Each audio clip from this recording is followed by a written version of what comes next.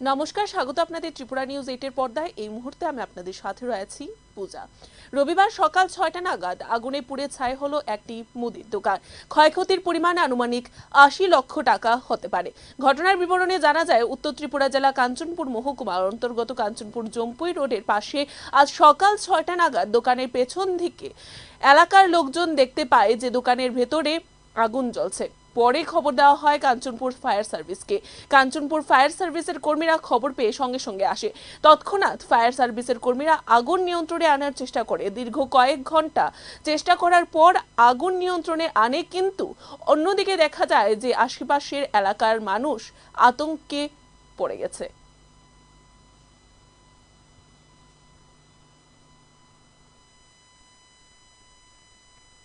আমরা খবর পাইলাম এই সকালবেলা যে আপনার দোকানে আগুন লাগছে।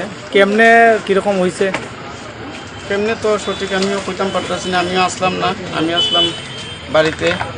তো একজনে ফোন করছে আমারে, ফোন করিয়া কইছে এরকম তাড়াতাড়ি আগুন আগুন হইতে ছুবে বাইক লইয়া। কয়টার সময় হইব আপনি খবর পাইছেন? আমি আইছি 6:30।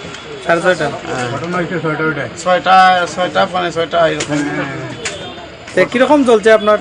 জ্বলছে তো পুরাটাই। আপনার কতক্ষণ হইব, আপনার একটা আইডিয়া ক্ষয়ক্ষতি কতক্ষণ হইতে পারে? 80 উপরে তো বই 80 লক্ষ। 80 লক্ষ। আপনি কি কিছু বার করতে পারছেন না? কিছুই বাড়াইছে না, কিছু পাইছেন? আমার ব্যক্তিও পাইতেছে না। আপনি কি অনুমান করতে পারেন কিভাবে লাগছে করে? এটা অনুমানও করতাম পারতাছি না, যেটা দেখছি না চৌকে। কারেন্টে ওই কোনার মধ্যে দেখা যাইতেছে আগুনটা এখান থেকে, কিন্তু এখানে তো কারেন্টের কিছু নাই, বাল্বও নাই, কিন্তু আগুন তো ধরছে দেখা যাইতেছে কোনার থেকে।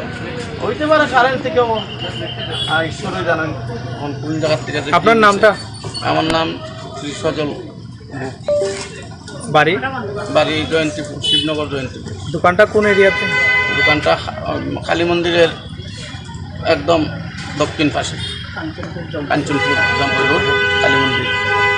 আপনি গতকাল রাত্রে কয়টার সময় দোকান বন্ধ করে গেছেন? 10টায়। 10টায়? 10টায়। তখন কি আপনি পুরো চেক করে গেছেন? হ্যাঁ, চেক করে গেছে। ঠিক আছে। ফায়ার সার্ভিস কি আইছিল আপনার কাছে? আইছে। ফায়ার সার্ভিস যথেষ্ট পরিষেবা দেওয়া গেছে। অবশ্যই আপ্রাণীয় পরিষেবা আর যথেষ্ট। ঠিক আছে, ধন্যবাদ।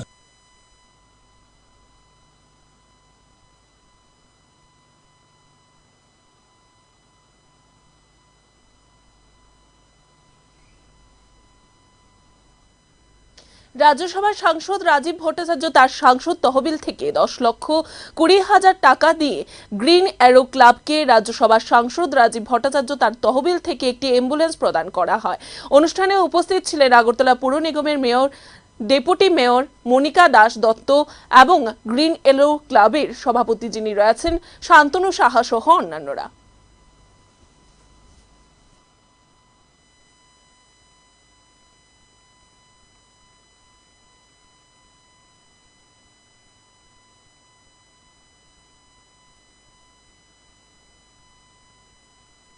প্রতাপগড়ের এলাকায়, বিস্তীর্ণ এলাকায় দীর্ঘদিন ধরেই আমরা দেখে আসছি যে বিশেষ করে যখন অতি বৃষ্টি হয়, একটা বন্যার পরিস্থিতি এখানে হয়, এবং তার পাশাপাশি আমাদের যারা দায়িত্বশীল কার্যকর্তা এবং এই সমাজে যারা আমরা বসবাস করি, প্রত্যেকেই, আমি গত কিছুদিন আগেও যখন বন্যা পরিস্থিতি হচ্ছিল তখন আমি আমার মাননীয় মুখ্যমন্ত্রী সহ এখানে এসেছিলাম।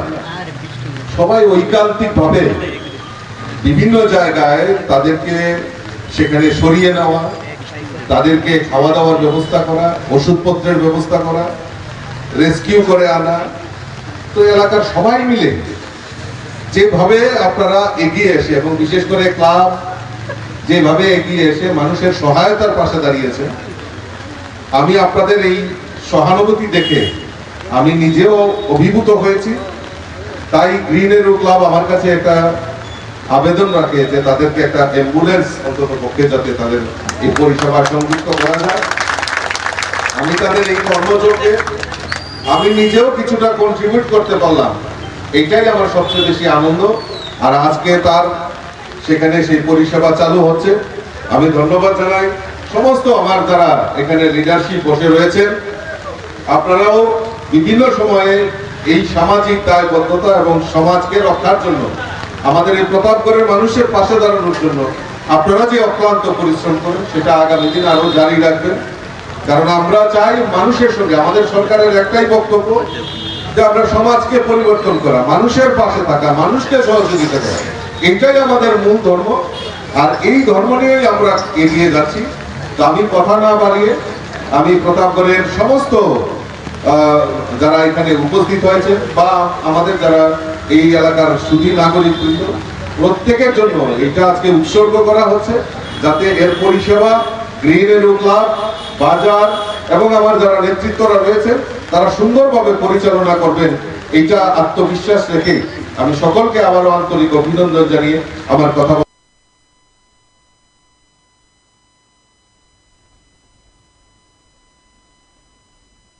পশ্চিম ত্রিপুরা জেলা পরিষদ ও আগরতলা পৌর নিগমের সহযোগিতায় তথ্য সংস্কৃতি দপ্তরের উদ্যোগে পশ্চিম ত্রিপুরা জেলা ভিত্তিক গুরু পূর্ণিমা উৎসব উদযাপন করা হয় আগরতলা মুক্ত ধারা অডিটোরিয়াম হলে। এবং এদিনের এই অনুষ্ঠানে উপস্থিত ছিলেন রাজ্যসভা সাংসদ রাজীব ভট্টাচার্য, তথ্য সংস্কৃতি দপ্তরের সাংস্কৃতিক উপদেষ্টা কমিটির ভাইস চেয়ারম্যান সুব্রত চক্রবর্তী, সহকারী জেলা সভাধিপতি বিশ্বজিৎ শীল সহ অন্যান্যরা।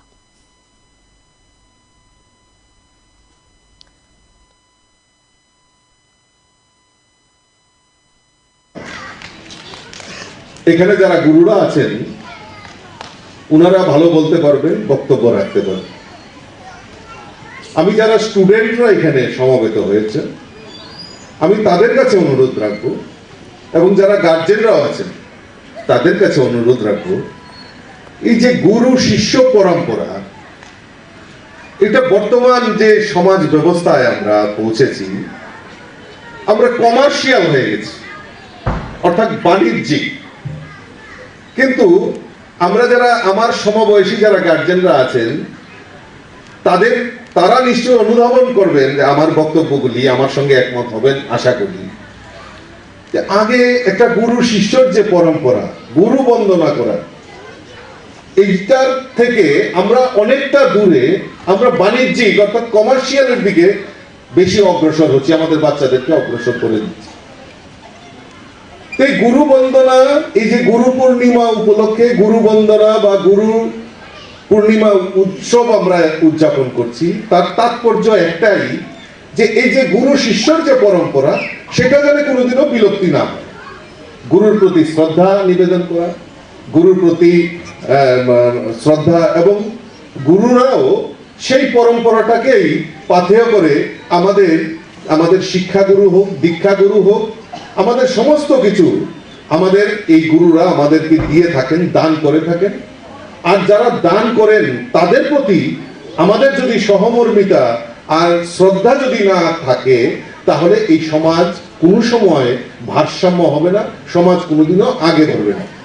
তার জন্য সবচেয়ে বেশি প্রয়োজনীয়তা সেটা হলো আমাদের যারা আগামী প্রজন্ম, যারা আমাদের আজকে এই কচি কাচারা এখানে এসছেন, তাদের কাছে একটাই শুধু আমাদের আবেদন থাকবে, এই যে গুরু শিষ্য যে পরম্পরা সেটা যেন বিদ্যমান থাকে, সেটা যেন বাণিজ্যিক না হয়, সেটা যাতে অন্তরের হৃদয়ের অন্তঃস্থল থেকে সেটা যাতে জাগ্রত হয়, তবেই আমরা এই সমাজকে আমরা রক্ষা করতে পারি। আমরা জানি যে শুধু দীক্ষাগুরু বা এরকম আমরা আধ্যাত্মিক গুরু সেটা নয়, আমাদের শিক্ষাগুরু একটা ক্যালকুলেশন আপনারা করেন যে আমরা আমাদের বাচ্চারা 24 ঘন্টার মধ্যে একটা অধিকাংশ সময় আমরা বিদ্যালয়ে যাই, পড়াশোনা, তারপর বিভিন্ন অ্যাক্টিভিটিস, বিভিন্ন নাচ গান থেকে শুরু করে খেলাধুলা সমস্ত কিছু আমরা আমাদের এই ছাত্রছাত্রীদেরকে সেখানে পাঠাই, এবং তাদের কাছ থেকে আমাদের এই পরিবেশ, আমাদের এই সমাজকে কিভাবে জাগ্রত করা যায় তার শিক্ষা সেই গুরুদের থেকে আমরা অর্জন করে থাকি। তা কাজেই আমাদের সমাজে এই গুরু শিষ্যর পরম্পরাকে একটা অন্য স্থানে, উচ্চ স্থানে নিয়ে রাখা হয়েছে।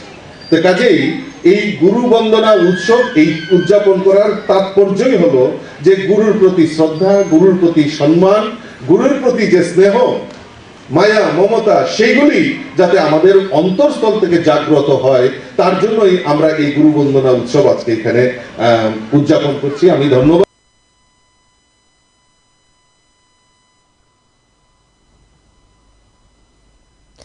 নতুন ফৌজদারি আইন এবং এনডিপিএস আইনের অধীনে তদন্ত এবং মামলা দায়ের সংক্রান্ত একটি কর্মশালা অনুষ্ঠিত হয় রবিবার আগরতলা প্রজ্ঞা ভবনে। প্রধান অতিথি হিসাবে উপস্থিত ছিলেন রাজ্যের মুখ্যমন্ত্রী তথা স্বরাষ্ট্রমন্ত্রী প্রফেসর ডক্টর মানিক সাহা। এছাড়াও উপস্থিত ছিলেন রাজ্য পুলিশের মহানির্দেশক আইপিএস অনুরাগ, রাজ্যের মুখ্য সচিব জে.কে. সিনহা সহ অন্যান্যরা। এছাড়াও রাজ্য পুলিশের উচ্চপদস্থ আধিকারিকগণ থেকে শুরু করে স্বাস্থ্য দপ্তরের আধিকারিকগণ।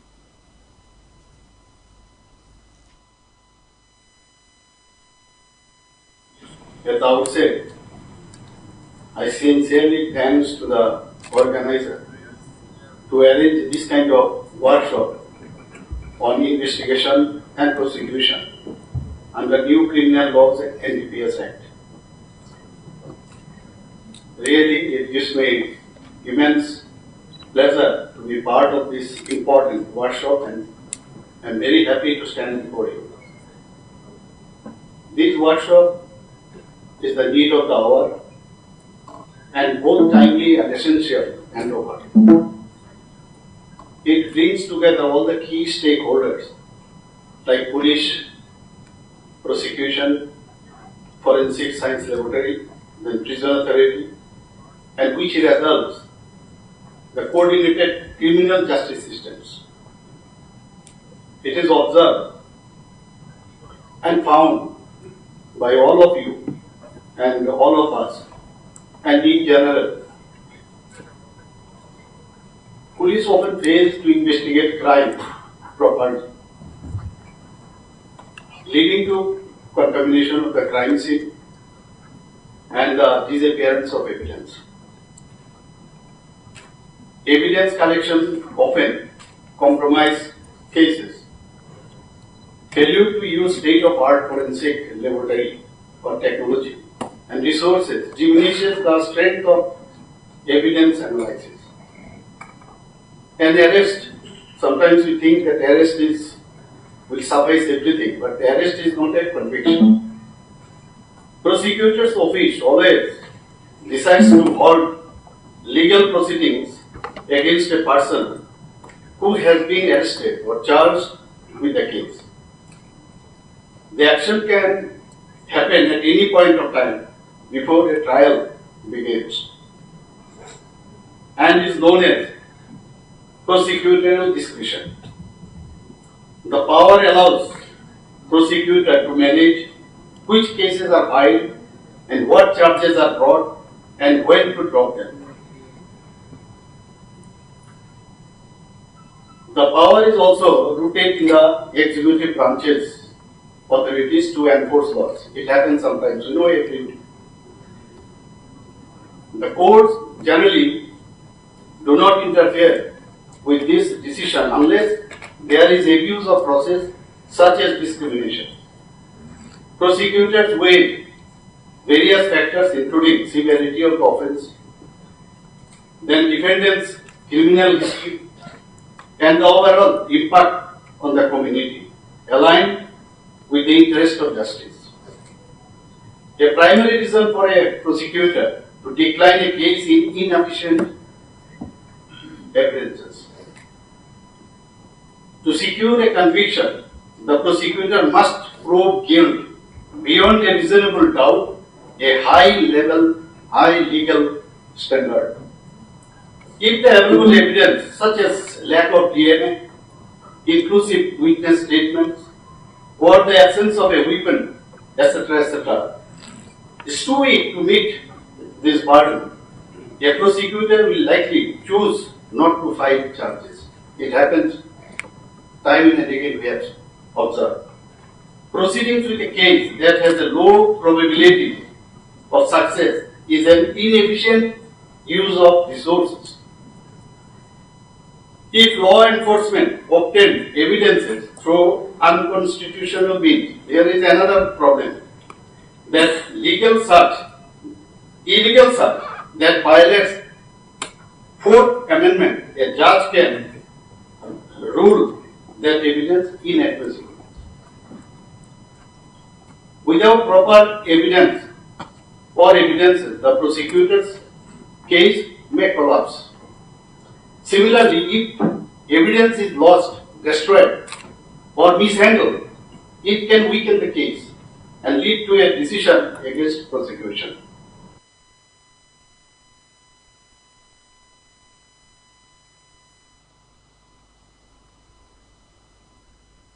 লায়ন্স ইন্টারন্যাশনাল অন্তর্গত নবগঠিত Agartala metro Lions club Lions of animal শীর্ষক এক কর্মসূচি হাতে নিয়েছে।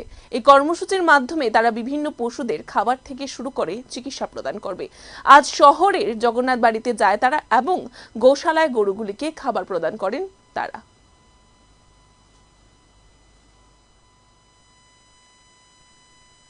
আমরা আজকে এই একটা নতুন ক্লাব গঠন করছি, Lions club of Agartala metro.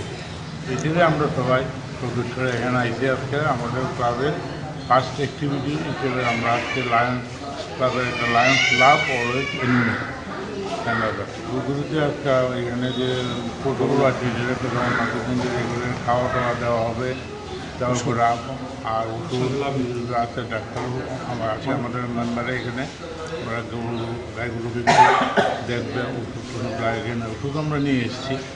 এই প্রোগ্রামটা করার জন্য আমরা আজকেই প্রথম প্রোগ্রাম আমাদের লায়ন্স ক্লাব আগরতলা মেট্রো। এটার শুভ সূচনা আমরা চাইতেছি মন্দির থেকে আমরা স্টার্ট করার জন্য আমরাও করতে পারছি। উদ্দেশ্যটা কি? উদ্দেশ্য লোকে আমরা তো লায়ন্স ক্লাব অলওয়েজ আমরা সার্ভ করি সব কিছুতে, মানুষকেও সার্ভ, অনেক সময় অনেক কিছুতে আমরা হেল্প করি।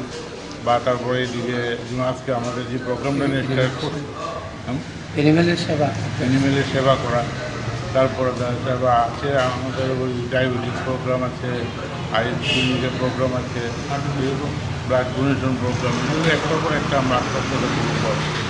আমাদের নতুন ক্লাবের ইনস্টলেশনও এর মধ্যে হবে। এগুলো তো করেন, ঠিক আছে, এই উদ্দেশ্যটা নেওয়ার মূল উদ্দেশ্যটা কি? আমাদের ইয়েকে এই অ্যানিমেলসগুলোকে সেবা করা মেন উদ্দেশ্যটা। আপনার পরিচয়টা? তারপরে তো আজকে আরেকটা কথা বলতে, হ্যাঁ, আপনার পরিচয়টা? আমার পরিচয়, আমি Lions club Agartala metro president Nandadulal Pal. আমাদের ফার্স্ট টাইম হলো উই লাভ অ্যানিম্যাল, এই প্রোগ্রামটা আমাদের ফার্স্ট টাইম আমাদের লায়ন্স ক্লাব থেকে।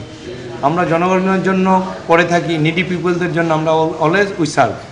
কিন্তু আজকে আমরা নিডি পিপলের মধ্যেও দেখছি আমাদের পশু অনেক রাস্তায় খাওয়ার জন্য বঞ্চিত হয়ে থাকে, তাদের অসুস্থ হয়ে পড়ে থাকে, তাদেরকে দেখার লোক নেই, কিন্তু ওরাও তো আমাদের সমাজেরই একটা পার্ট। তার জন্য আমরা আজকে চেষ্টা করছি যে ওদের পাশেও যাতে আমরা থাকতে পারি। মানব সমাজের সঙ্গে তো আছি, তারপরেও আমরা এখন অ্যানিমেলদেরকেও যাতে আমরা দেখে রাখতে পারি, ওই উদ্যোগ নিয়ে আজকে আমাদের শুভ সূচনা, এই লায়ন্স ক্লাব অফ আগরতলা মেট্রোর শুভ সূচনা শুরু করছি জগন্নাথ বাড়ি থেকে। আজকে এখন আমরা এখান থেকে আমরা যাব আরকেনগর, ওইখানে একটা শেল্টার হাউস আছে, ওইখানে কিছু স্ট্রিট ডগ আছে, কিছু কাউ আছে, ওদেরকেও আমরা হেলথ চেক আপ দেবো, ফ্রি মেডিসিন দেবো, ফিড দেবো।